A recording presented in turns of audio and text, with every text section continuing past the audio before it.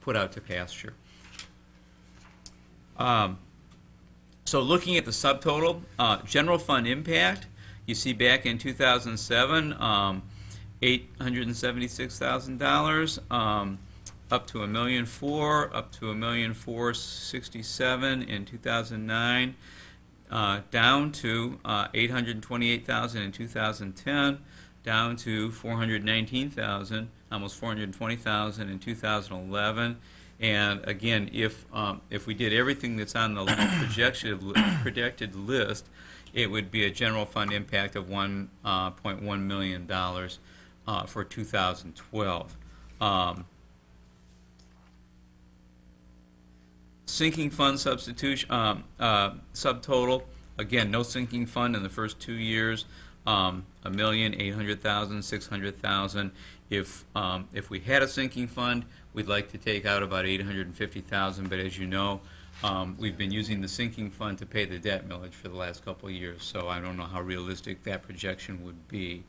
And then the bottom line, the grand total. But again, in order to make informed decisions, I feel it's important that the board see not just what we're spending today, but what the history is, knowing that that facility study was a very valuable instrument. And as far as facilities maintenance, you know, things don't get better with age. Usually they get closer and closer to needing maintenance, repair, and replacement. So that needs to be part of our planning document as we move forward. Any questions? Any questions? Okay. A lot to digest. A lot to digest, yes.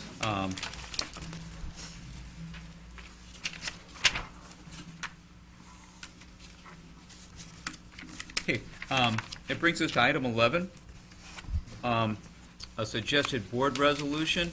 And I'm not sure if you have had an opportunity to spend time with this. This was sent to us last week from Lapeer Community Schools, place near and dear to my heart. I spent 23 years of my career there. Their board approved a resolution. It has to do with cash flow and state aid payments. And Sherry and I were trying to reconstruct when this started. It used to be that school districts years ago received 12 state aid payments, one a month, every 12 months. And I know that this happened during the John Engler years. I don't know if it happened when Proposal A went into effect or if it was sometime before or after that. But the state cut back to 11 state aid payments. We don't receive a state aid payment in September. Thank you, in September. It's crazy. All right. When you have lots of money in the bank, it really doesn't matter. Just like if, you know, with your mortgage payment at your home, if you have money in the bank, you take it out of your bank and you make your mortgage payment. If you don't have money in the bank, you borrow money to make your mortgage payment and hope that you have the money to pay that loan back. And because of the declining funding at the state level, many districts no longer have money in their fund balance to make up for that 2-month lack of cash flow. Basically, if we didn't borrow money, we would have trouble making payroll.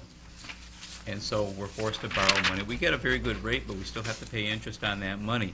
One of the powerful pieces of data in the resolution is when you sum up the borrowing that has occurred by all 500 and some school districts in the state, it's just shy of $700 million a year that's borrowed so that school districts can make payroll during that month that they're skipped on a state aid payment. And the interest on those loans is about $15 million. Okay, $15 million could pay for a lot of things in the school district, even if you split that up across the state. It's money that we don't need to be spending. So the crux of the resolution is that the state either go back to 12 state aid payments or the state pay the interest on those loans. And so I wanted to bring that to you for approval at the end of the month, but I wanted your suggestions on that, and of course we have to do some rewording on it, but I just kind of wanted to talk about it a little bit. Madam Chair. Mr. McLaughlin, you have the floor. Carl, do you know if this is going through MASB? I do not. Here's my concern. The $690 million figure that's being quoted, I'd estimate at least $100 million of that's Detroit Public Schools.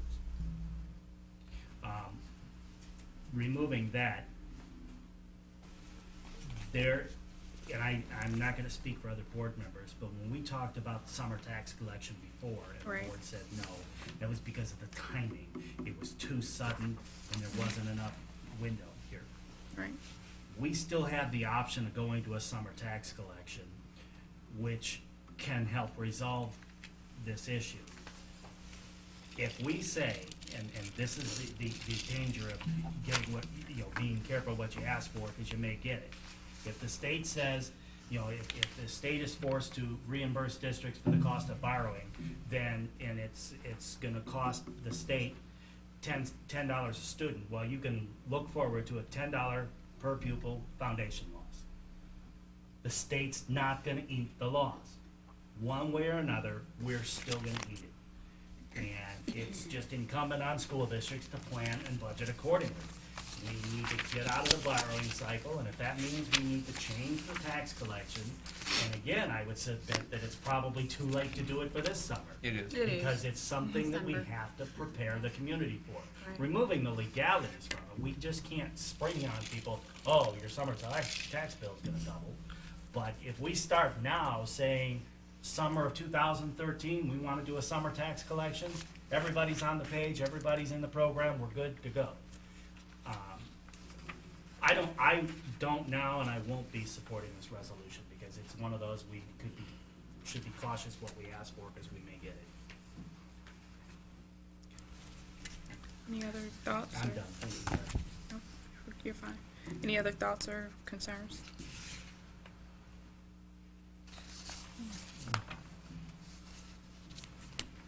Okay.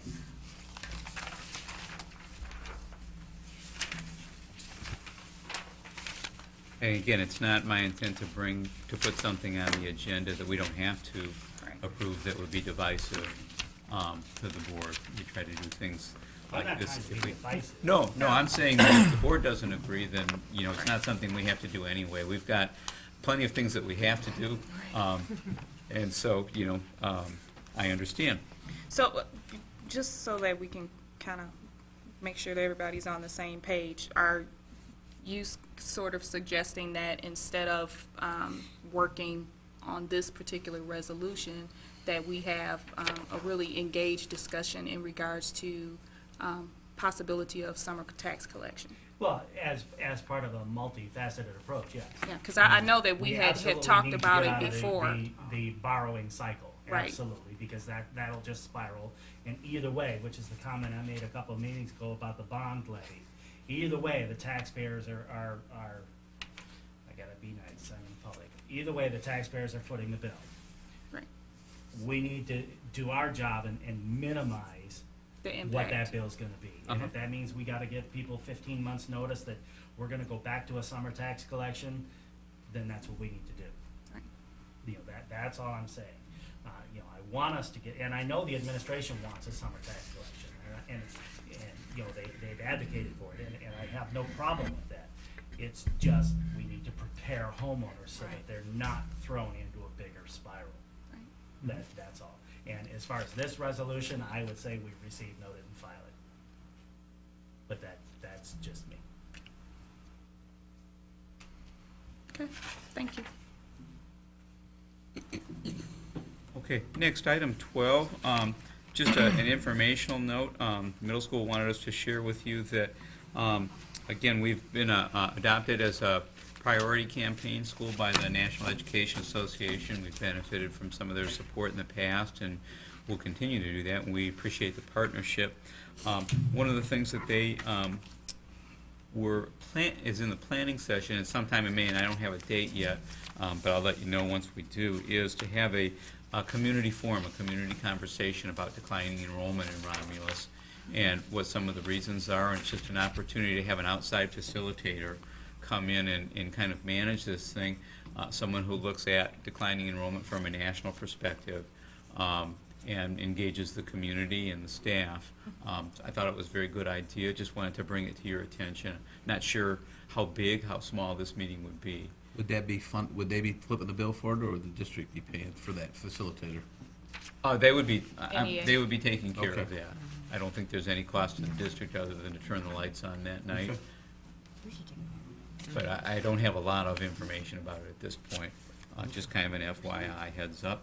And that concludes my agenda items. We're back to communications from the public. Okay. Next, we're at communications and expressions from the public. I don't have anything. Mrs. Williams, if you could grab the mic, please.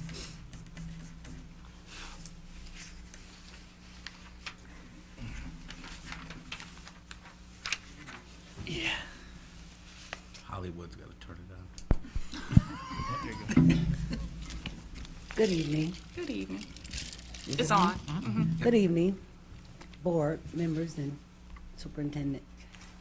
My first major question is, last year when you seeked out the millage, the principal over at the junior high, he distributed DVDs to all the elementary students, and he promised, well, the teachers promised that if they take the DVDs home, let the parents see them, and return them, they would get a treat. To this day, that promise haven't been kept. That's wrong. You can't lie to get what you want. I've asked Ms. Thunderbird, I've said to Ms. Buckley, and also I haven't said anything to any other board members, sorry. But I dealt with the president and also the superintendent and Ms. Buckley, and I still haven't got a response, and this is almost another year. That issue needs to be taken care of. If you want trust, then you have to do something about it. You can't lie, especially to the children. I hear so much about what the children are doing, and we got to get the children together, and the children this. But what about the adults? We're the leaders. We are the leaders, and if we are not telling the truth, how do we expect them to tell the truth? I still have children. It brings tears to my eyes, saying, Miss Williams, where's my treat? That's wrong. If you tell the people the truth, and I'm a citizen and my taxes is pretty high, if you tell us the truth and you do what you're supposed to do, and I'm speaking solely to the superintendent right now, we will support you. But once you lose that trust, the city is having the same problem. Once you lose that trust, you got a hard ball. You can come up with Santa Claus in the middle of the summer wearing a suit. They don't want to hear it. But you got to be honest. And there's nothing wrong with it. It's not hard. It's not hard. I was in a meeting last year, and Dan Hurst retired, right? So you replaced him? Because I was under the impression that you wasn't going to replace him. To the superintendent. Oh, I'm sorry. We actually changed the position. Mm-hmm. This is Dr. Paula Daniels, who is Hi. our supervisor of grants and curriculum. Mm-hmm. And we also restructured, that was part of the board approved budget reduction plan. But Paula's salary, just so you know, is paid for primarily out of grant money. Okay. Well, I was just wondering because, you hear a lot of things in the community, and I'm for everyone, okay? All 5 of my children went through Romulus schools, and they did great. I've never seen the district in such bad shape. Never. Never thought it would be in this type of shape. Not only just the school district, so don't feel bad, but also the city. But a lot of the workers here, I'm concerned about them as well as the children. We have to be fair. And I know you guys sit in the big seats, and Carl, you sit over there in the big seat, but you're a human just like us. And you see the board empty a lot because people are frustrated, they're tired, they're angry. So they don't show up. They sit at home and watch the meetings on TV, but they don't show up. They're afraid that they may say something and may get them in trouble. The workers are afraid if they say something then they're retaliated. As I said to the mayor of this city, you have to be the same way. You cannot use retaliation. You cannot be a bully. You're too little anyway. You cannot be a bully. You cannot be a bully. And I just want to make sure that the board is doing their job to make sure the cuts are coming from the top first. I don't mind paying for it because now I have 3 grandchildren in school. So I don't mind paying for their education. But make sure that the cuts are coming from the top equally. Is the board doing that? Try. Okay. I mean, that's my main concern. I just want to make sure, Carl, your salary is up there. The district is pretty small, and that's what a lot of people is focusing on. And the last thing, I came up here to get a package. you know, to see what you guys, you know, so I don't have to be scrambling and I can look at it and we can study it and